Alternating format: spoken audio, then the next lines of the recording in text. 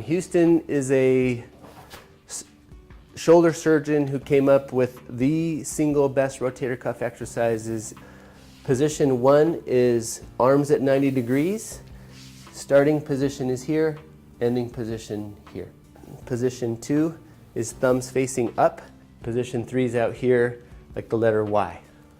If I'm priming for swimming, I would just be, you'll see me in the locker room like this, because it's kind of weird being on the side of the pool.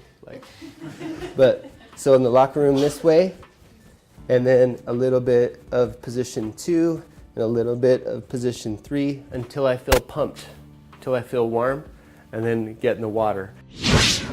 So he starts with the band in the same leg that's standing, and it's basically a one-leg deadlift. And when he stands up nice and tall, he's going to move to what I call knee drive, which is a really strong running position with a little bit of twist.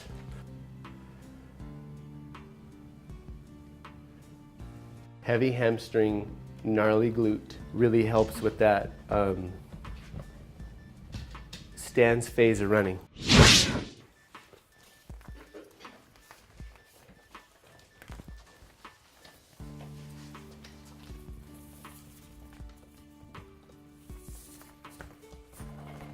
All right, so step on the box, and then we're gonna put your foot inside of there.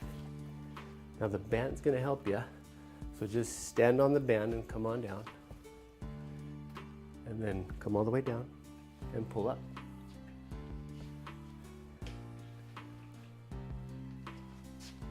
Good, we're not trying to poop you out, now step back.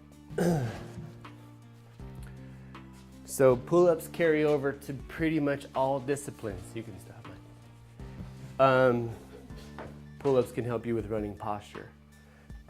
Swimming, strength, definitely pull-ups. I mean, I just think pull-ups are really, really important for us.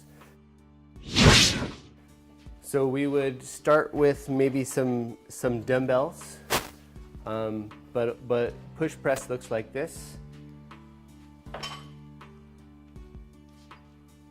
In order to swim, we got to be strong overhead. So I think it's important to develop the mechanics and the strength to be able to be strong overhead. Well, I think overhead strength is really important for swimmers.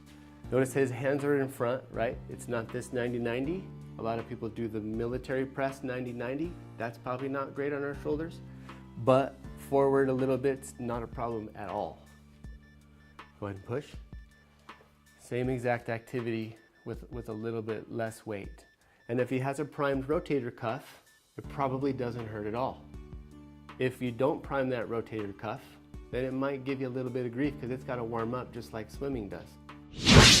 Push-ups, really important for swimming, cycling, and running, right? Why? Why would it be important for those other two disciplines? Posture.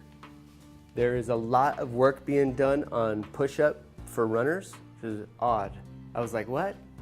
And then they started going through the science of it, and I was like, that makes a lot of sense. I'm totally stealing that. If he was on his knees, he could do the easy version, and we want to really, really get that deep position. And yep, progressing to no knees.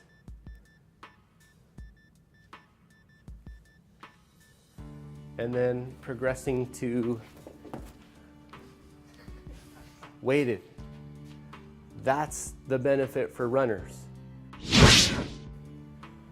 Squats, I wrote for cycling, running, and life.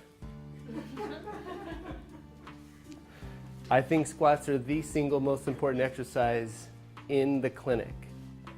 If you only utilize partial ranges in anything in your life, you'll only be good at partial range stuff. Two big ifs. Gotta have good mechanics, and you gotta use the right weight.